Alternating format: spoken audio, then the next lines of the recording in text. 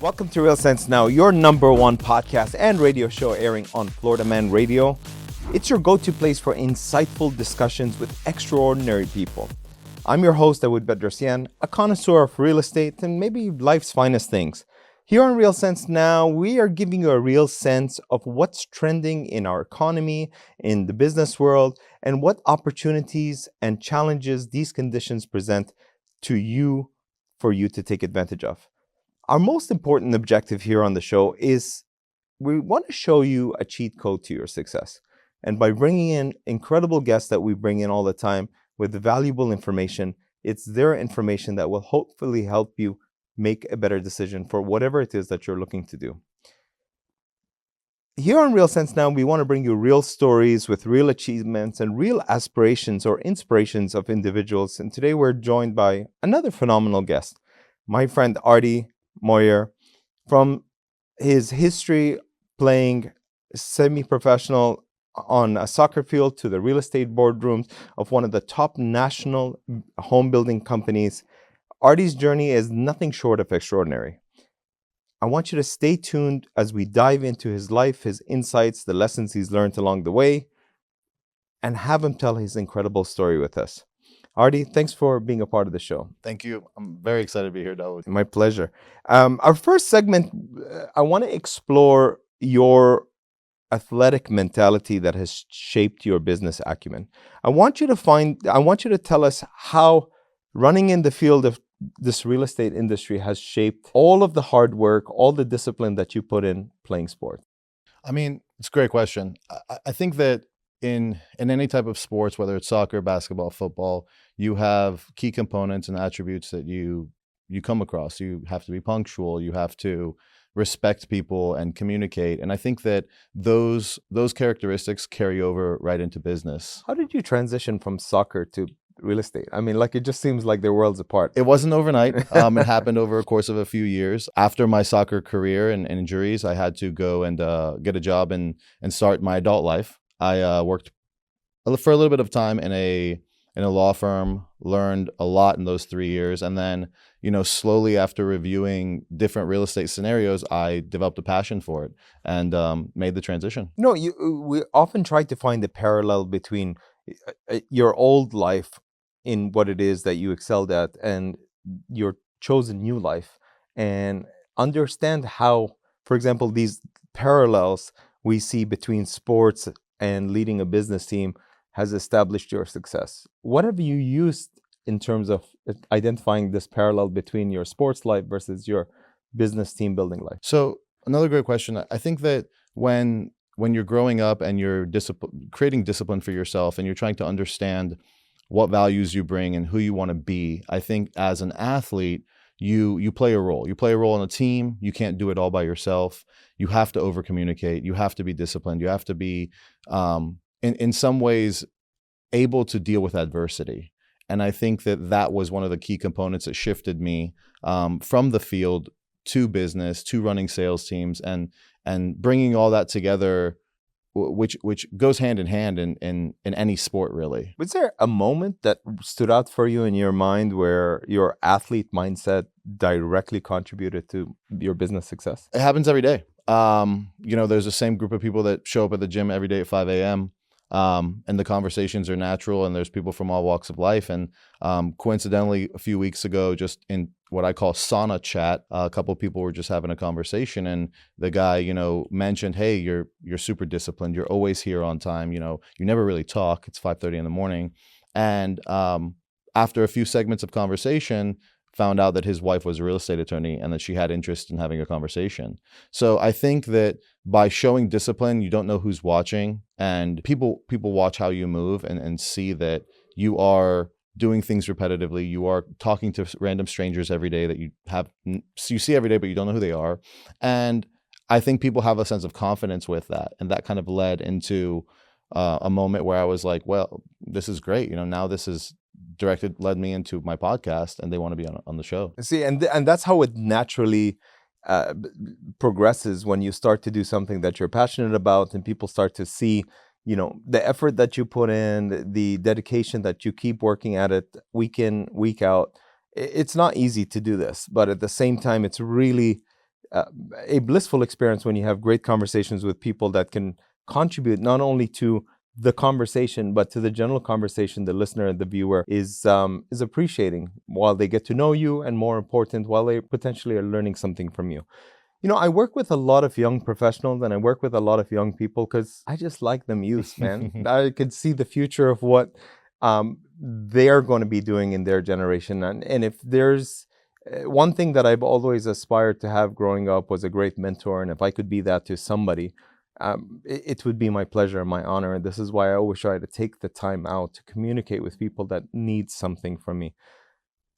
What advice would you give to young professionals about adopting that athletic mindset that you have so that it can transpire into success in business? Well, one, I feel old you asking me that, but I think it's crucial. I believe that whether it's in business or in sports and anything really, you have to find mentorship and find somebody that's doing something you either want to do or is being a way that you want to be, and understanding what their habits are, what their thought process is. And I would advise anybody that's looking to get into any profession at a young age and wants to create good habits, you have to take the proper steps, and sometimes the outcome is not always what you think it is.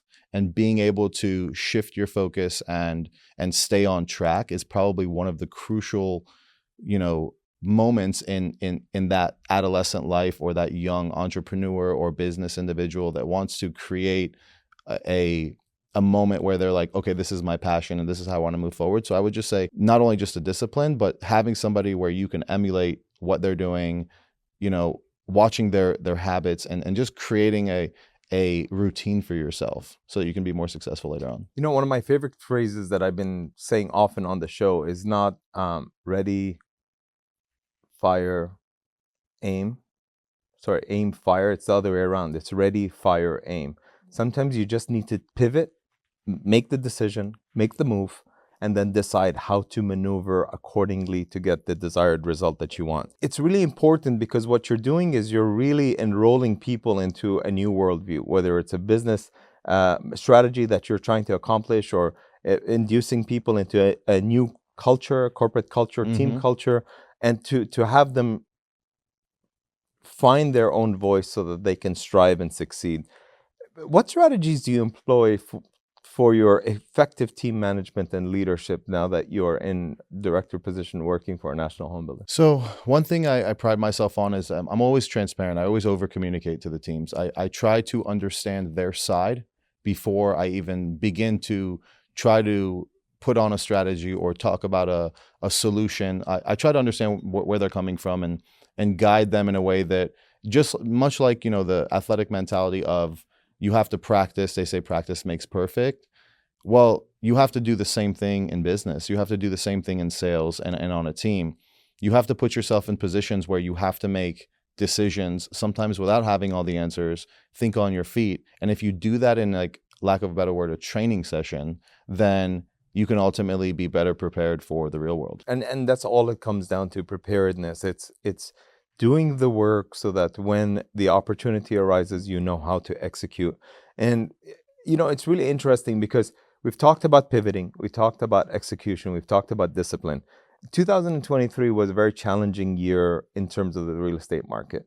Very much like the uncertainty, I would say, after 2008. People didn't really know what to do. At that time, there wasn't a finance mechanism available. This time, financing was way too expensive compared to what people were used to. So a lot of people put their foot on the brakes. How have you noticed the real estate market in Florida evolve ever since you've started your career in real estate? I mean, there's a lot of things that have evolved in the last 5 years, let's say. I would say that when looking at the real estate market from what happened, where we came from, COVID and 2023, and coming out of it, and interest rates, all those things on the surface level are impactful, right? Well, you have to understand people and their needs a lot more now than you did maybe 2 years ago. When somebody comes looking for a house, whether it's new construction or general real estate, they have a need. There is something that's missing. There's a dissatisfaction there. So it requires in sales for you to ask more questions, to understand more about the individual and their circumstance. And I think that's where a lot of agents or people in the industry were lacking. They were so used to it just being a hot market, and when they had to shift, they were stuck because they didn't know how to do it because they weren't practicing. So they weren't training. And you touched on a really great point. I mean, if you had a listing or if you had a buyer, you basically were trying to rush them into a deal. A lot of the times they were overpaying for the property just in order to secure the property that, because of the shortage of the inventory that we had in the market. And I think as you start to notice different trends, you're right, preparedness plays a big role in terms of how to pivot and how to execute. I've seen the market also evolve from 2008 to a glut of inventory in the market. Prices were still low. People with cash could take advantage of the opportunities. And we're noticing the same parallel today because there's still a couple of good deals out there. Absolutely. They're not steals, but you have more buying power if you could negotiate it with a cash purchase with a quicker close in today's market rather than some of the other transactions. And you'll be surprised. I mean, we've seen deals where people are buying condo units for a couple of $100,000 all the way up to $1 million in cash, no questions asked. Yeah, absolutely. So I think that's a very interesting market. And I think it's really important because there's a lot of developments out there where a lot of people have been sitting on inventory and they, were offering a ton of incentives. So I think from that perspective, now is also a great time to be able to negotiate with whether it's new construction or a seller, how to structure the best deal that works for you. Maybe it's a pay down in your financing interest rate. Maybe it's closing cost contribution. Maybe it's timing in terms of accommodating a buyer and a seller. Maybe you can come into the property and rent it out for a period of time. Generally don't recommend that, but there's so many different things that you can do to maneuver in this market. There's a lot of young people that come up to me just like they come up to you. We had this discussion in our break where they're young entrepreneurs and they're looking to do something different. And, they see these TV shows about the success of being in real estate. What advice do you give to young entrepreneurs looking to enter this business? You have to find your niche and your passion and gain knowledge. One of the main components of my conversation with people about when they're just curious about something, there is so much information out there right now. There is absolutely unlimited amount of information. So knowledge is key. You can't focus on one specific area if you don't understand it, if you don't know it. So I would say that advice would be to learn as much as possible so that when things happen that are unexpected, you can shift appropriately. And definitely find yourself a mentor, set yourself up with the right team. But that wraps up a riveting discussion right here on our first segment on the principles of sportsmanship, relentless drive, can't say that word, of an athlete. Artie, your competitive world of real estate, the discipline, the teamwork, the strategic thinking has really translated into seamless leadership on your part. And this is why I've invited you on as a guest. And I need to make sure you're not going anywhere because we need to stay tuned as we dive in deeper to the nuances of these real estate trends that we're all experiencing, some market analysis, which we'll share with you on your next in the next segment. If you want to contact me and have a real estate question, all you have to do is visit my website, realsensenow.com, or catch me on any one of my social media platforms. That's Instagram, Facebook, LinkedIn, just to name a few, by just simply typing in my name. That's Dawood Bedrosian. And remember, whether the real estate market trends upwardly or trends downwardly, real estate will always trend upwardly over time. So stay tuned and be smart with your investments.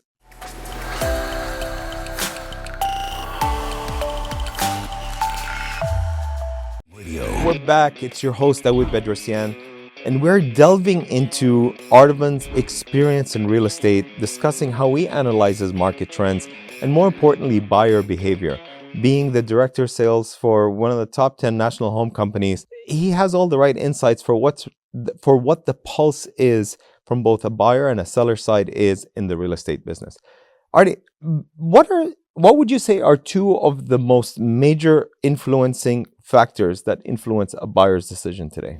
So interestingly enough, I was listening to a presentation by Ali Wolf, who's our chief economist that advises the White House. And in part of her presentation, she had mentioned that 2 or 3 years ago, this didn't even exist where the consumer would be considering these things because the market wasn't there. So two of the major factors are, one, incentives, closing cost incentives, whether it's a seller saying, hey, we're going to give you 10,000 from our profits, or that's just how we're going to structure the deal. And also the mortgage. Everybody's been talking about the rates, but anytime a lender can give some type of credit or buy down towards the mortgage, those are the number one and number two factors right now that are influencing consumers. The good thing is the interest rates are shifting downwards. We were in the 8s and 7s, and we seem to be hovering in the 6s. And I think, hopefully towards the end of the year, there's a lot of talk that the rates will be going down into the 5s, which is going to be a bit of a game changer because it will stabilize the how high the payments are, and I think will allow more and more buyers to re-enter the market. There's been a lot of buyers that have been sitting on the sidelines trying to figure out what the next move is. Some expected the prices to dip by 10, 15, 20%. And fortunately or unfortunately in this market, we haven't seen a shift in price decreases here. As a matter of fact, we've seen an appreciation as opposed to many other cities and many other states in the country where we're seeing a depreciation in the real estate market. We also have limited inventory. I think what we do have on our hands is a bit of an affordability crisis here. How do you think the income perception has shifted in recent times? So income perception in terms of that question I'm going to touch on is that, let's say 3 years ago, 4 years ago, the perception and the understanding was that if you made a certain amount of money, about 30% of it was going to be used for your mortgage. Now in today's market, that affordability has changed where 50% of your income is required because your mortgage payment is so high. That shifts the perception tremendously because now maybe you're adjusting your budget, maybe you're looking for a different area to live in. And those factors weren't the case a few years ago. So we do have an affordability issue, but it's the consumer that has to shift. I think you answered my next question, which is, what are the top 3 variables that you are seeing affect buyers' compromises in terms of making that decision? You said location. So referring back to that Zonda report that I had watched the presentation on, the location in the terms of if a buyer is looking in an ideal suburb and they want to live there so badly, but then realize that maybe 15 minutes outside of that area, they can find something they can afford. That never used to exist. And now that's becoming broader and broader. It's 15, 20, 30 minutes. Another factor is the size of the home. You had people that were one child, one couple living in a 4,000 square foot house. Now buyers are renegotiating with themselves and saying, do we really need 3,000 square feet? Maybe we can live in 2,000 square feet. The third one is shifting their wants and staying with their needs. Like I touched on before, it's just the consumer has to shift completely. Everything is different now. And in order to afford it, and in order to be where they want to be, they have to make concessions, like living maybe 20 minutes outside the city. I always said the best time to buy real estate was about 1,000 years ago, and the next best time to buy it is now because the prices are only going to go up. Let's talk about migration to Florida. We've seen migration patterns heading this way for a number of years prior to COVID, and then it was exacerbated even more during COVID, especially when you have a lot of people that wanted to relocate from New York, from Chicago, all the way from California as well, to our sunny state here as well too. How has the migration to Florida patterns, especially with corporate headquarters that we're seeing popping up in our Central Florida market here, influenced the real estate market from your perspective? I always say Florida it's its own economy. It's almost its own country. Everybody wants to come here, and the reasons and the data, it backs that. People want to be around the beaches. People want to be here for the weather.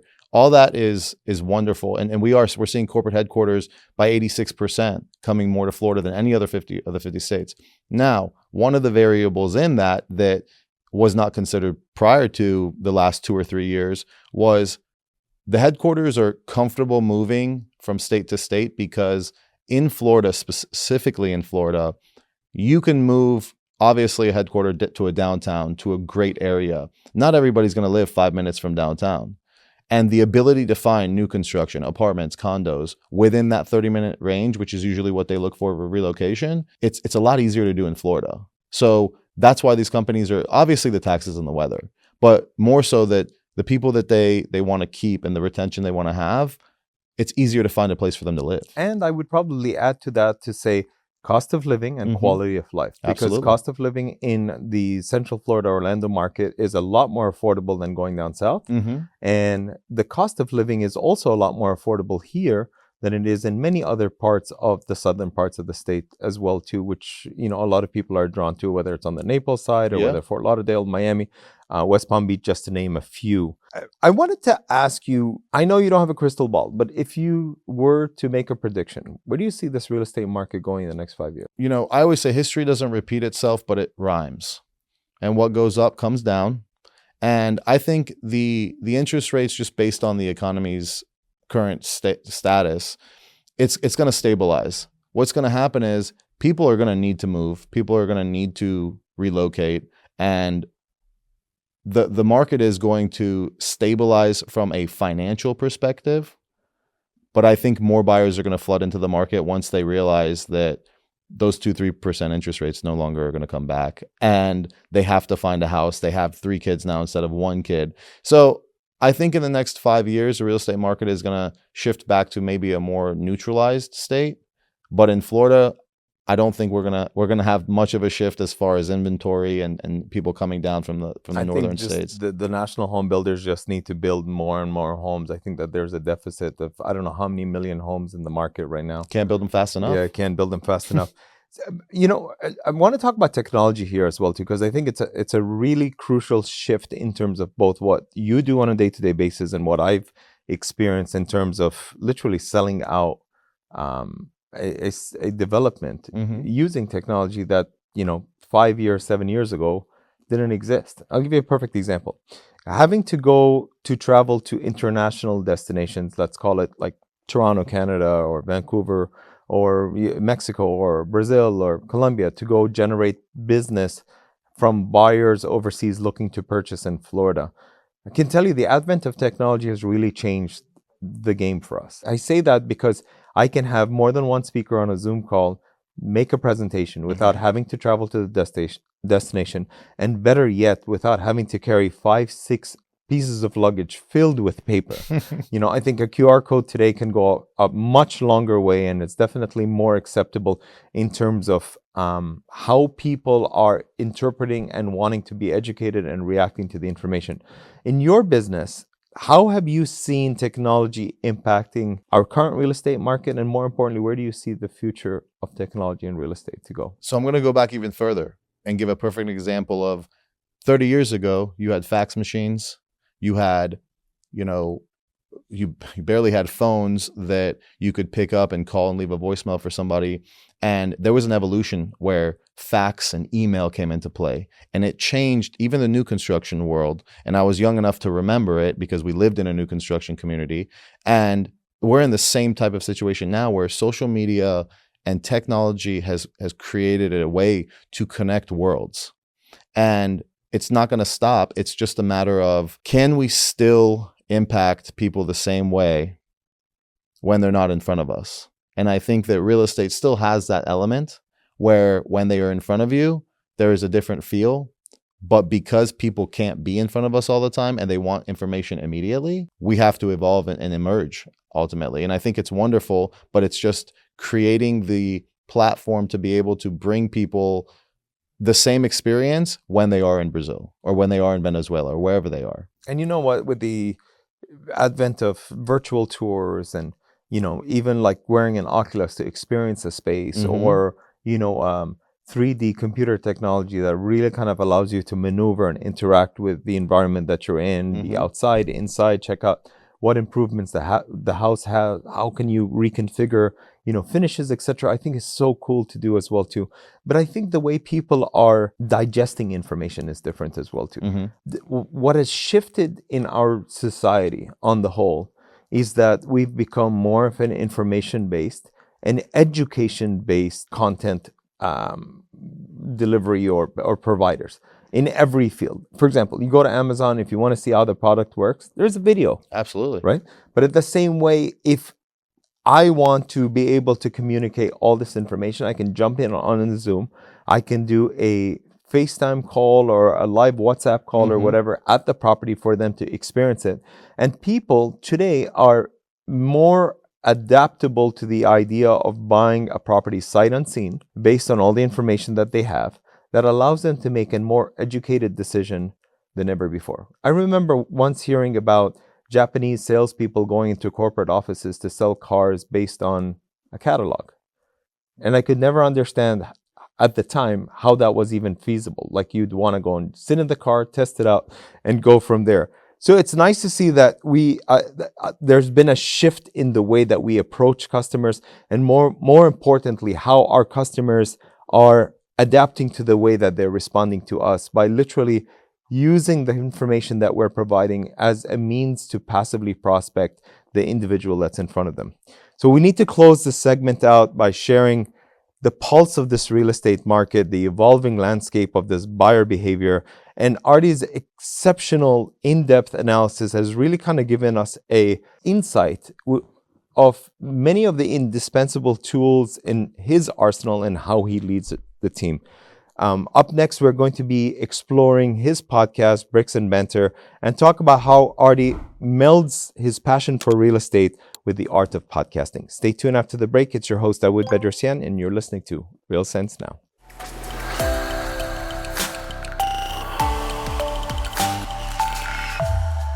We're back, Real Sense Now, with your host, Dawood Bedrosian. You know it's the best hour of the week, 11 to 12, right here Saturdays, where we deliver all things real estate for you.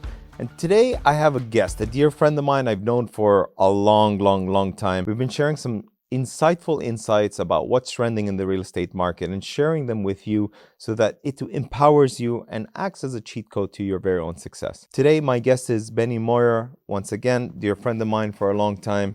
Benny, I want to talk about Bricks and Banter. What is Bricks and Banter? Bricks and Banter is something I started. It's a podcast that I started not too long ago just to bring a sense of networking and growth in the group and individuals I have, to bring them onto a platform and just be able to talk about something I'm passionate about. Not everybody's passionate about real estate, but I am, and I love talking about it. So my network of people I wanted to bring together, and what led to it was moving and getting ready to shift into another city, and wanting to grow my network somewhere that I didn't grow up, that I didn't know a lot of people. And that's kind of what kicked it off. And what a great way to do it as well, too, because they'll get to connect and meet you on this level now, and at least have a perception or insight based on the content and the information that you're putting out to educate them, empower them, and more importantly, inspire them to take a next new chapter in your life. What does your audience look like? Are they investors? Are they real estate agents? Are they people that you just interact and work with? So it's evolved. At first, I had a list of 50 people just in my network, all real estate professionals and in the industry, but it varies. I have friends that do commercial real estate and specialize in shopping centers. There's people that do title. There's people that do lending. And the main objective is to talk about real estate, what their specialty is, and learn the unique perspectives and grow from a holistic perspective, because there is so many different facets in our industry.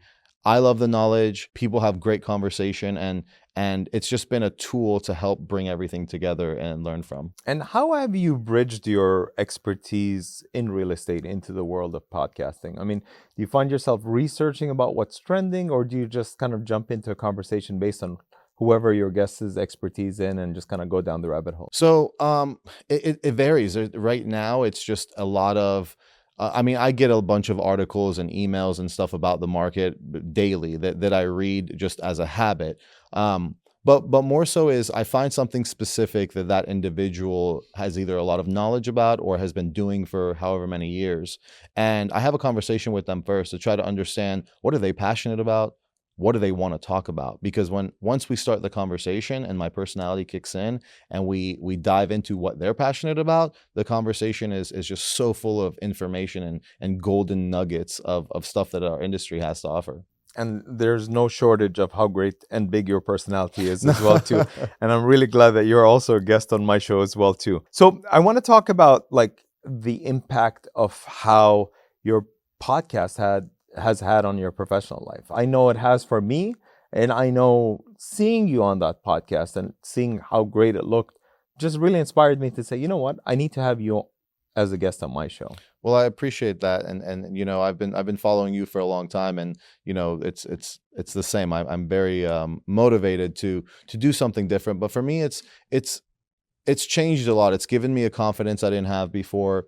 It's introduced me to people that I didn't know were on my social media, curious or interested in being on it, and I think it's just amplified my passion and my career outside of just my day-to-day job. I love talking about the industry, and there's areas I don't know about that I want to know about. There's people that want to talk about stuff that isn't as exciting. You know, nobody wants to talk about commercial lending, for example, or things that don't catch your eye right away. And I think that for me in my profession and what it's done for me, it's just given me another avenue to put myself out there, to learn, to understand the perspectives, and ultimately just be better in my profession. Absolutely. And, you know, I often say this where if you have cable, you probably have about 1,000 news or weather channels. But for some strange reason, you always tune into that one reporter that you like to hear the news from. And I think that is what the future of real estate media is evolving into as we speak. You see little clips with little nuggets for information that is valuable for the audience, the listener. Podcasting is another great way to connect with other people. Listen, I always say this: you merge any two interests that you have, whether you want to do videos on do it yourself, and maybe your next best passion is your dog, then let your dog be the mascot in all of your videos and produce content out there, because there's going to be people that are going to want to tune into what it is that you have to offer. How are you seeing the future of the real estate media evolving? Would you agree with what I said, or do you see it moving in a different direction? I do agree. I think that it was a necessary tool, and that information is so beneficial, and you can find it out so quickly. You know, I'd love for when people tell me, you know, hey, I listened to your podcast. Hey, there was some good stuff that individual talked about. It feels good to be able to have those conversations and watch how powerful, you know, social media is and how powerful technology is in our business, because historically our business used to be face to face, meet with the person, and Belly there was to belly, shaking hands, there kissing was no babies. technology. Yep. So it's great to see. I love that we're able to really connect with people from all over the world. I get, you know, wonderful phone calls from halfway across the world, whether it's India or Hong Kong or the Middle East or some parts of Europe, where people are like, hey, I watched your show. By the way, there's somebody that I know that may be interested in buying a vacation rental or an investment property or commercial place or looking for a hotel.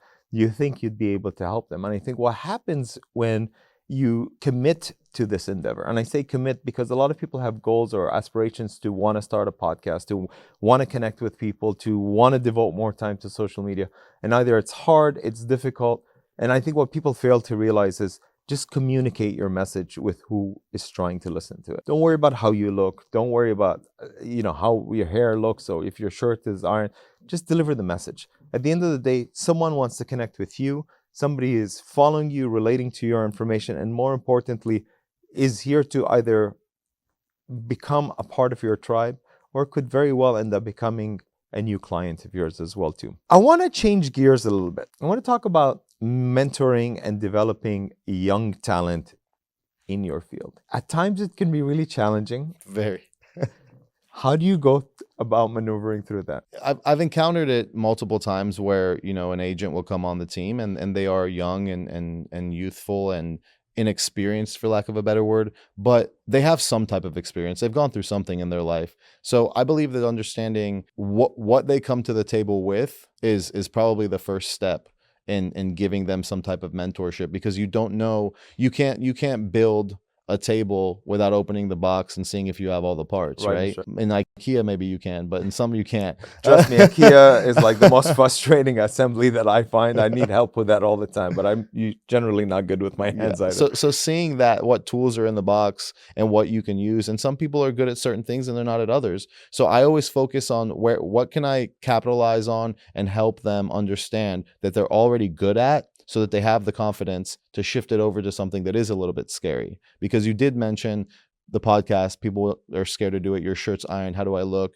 And that was something I learned the 6 months I was talking myself out of doing a podcast because I was thinking of all those things. So that's how I go about it. You know, it's really changed the way that I deliver my message as well to my audience, because it's all about serving them and serving their interests and trying to figure out what people want to hear and how to connect them with that message. I get these phone calls all the time. Hey, I'm not looking to buy a place, but I need a roofer. I need a this. I need a that. Who do you think I should talk to? As long as you look at me as some kind of authority in real estate, and I don't mean that from an ego perspective, but as a maven of information and someone that can help connect you to the next person that can assist you in whatever it is that you're looking to do, it's my pleasure. And I always say to a lot of the new agents that I work with and a lot of young entrepreneurs is fail forward, but keep failing all the time. How has your perspective on success and failure evolved within your career? I could go on for hours about this. I think failure is absolutely necessary in order to taste true success. And I think that's been given, there's been examples given about that throughout time. But I think it's good to fail. I think that you learn more in failing on your way down than you do on your way up. And I think that that's a philosophy I live by, that you can't be scared to fail because you learn all of it when you're going through failure. When you're just winning, if you walk outside and they hand you a trophy, put a crown on your head and say, hey, you're the best person ever, what did you just learn? You didn't learn anything. So there's no substance there. So I am an advocate for fail forward and then pay it forward. Once you failed and you have the experience, pay it forward. Couldn't agree with you more. One of my favorite quotes is, our greatest glory consists of not falling, but rising after each and every time you fall. Because that's where the magic is. It's committing to the magic and the rest will follow. Last question. What's the best piece of advice you've ever received? The best piece of advice I've ever received, probably just not to overthink and just do it. As cliche as it's a Nike quote, but I mean, just not to overthink and just do it, because 90% of what's holding you back is you not doing it. It's just your mindset. It's and just I your always say this mindset. all the time, just get out of the way. It's been an insightful conversation with Ardovan Moayer. Ardovan, his nickname for me is Artie. His journey from the soccer field to peaks in real estate industry is a true testament of his passion and perseverance. Thank you, Artie, for joining us and sharing your remarkable story. If you want to connect with me, have a real estate question, all you have to do is visit my website, which is realsensenow.com, and catch me on any one of my social media platforms. That's LinkedIn, Facebook, or Instagram by simply typing in my name. Artie, if somebody wants to get a hold of you and check out the podcast, what's the best way to find it? You can type in Bricks and Banter on Apple Podcasts or on Spotify. You can also search for Ardovan Moayer on LinkedIn, and I have a huge presence there, and you'll be able to find me. You're listening to Real Sense Now. We're signing off. Remember, it's not just about making sense of the world, but making real sense of what's happening around you. Stay tuned for more inspiring stories as we continue our journey in this incredible podcast that we have to share. Real Sense Now. It's your host, Dawood Bedrosian, saying thank you for joining me once again.